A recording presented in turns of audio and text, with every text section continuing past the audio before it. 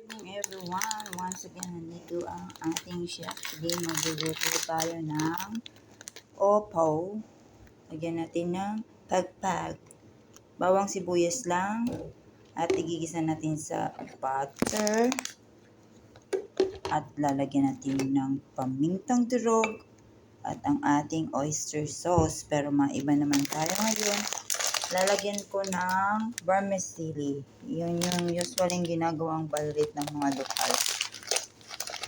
Instead of wasting at baka ma-expired, sayang ang bigay ng customer, gagawa natin ng paraan.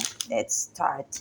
Habang iginigisa natin ang ating bawang sibuyas chicken, magpapakulo tayo ng vermicelli at ating namang nakasalang sa kabila ang rice. Habang wala pang ating mga kasama, tuluhin ko muna ang ating kalan. Tinimpla na natin ang oyster sauce guys at meron ng paminta. Pakulo-kuloyin ulit natin yung chicken bago ilagay ang ating vermicelli at ang ating opo. Boil muna natin ang lumabas ang sariling katas ng opo, din ilagay ang vermicelli. Karoon na guys ng sabaw, lagay na natin ang vermicelli. Yes, in 1 minute, will be done. Done ng ating opo ginisa sa pakpak ng chicken with vermicelli.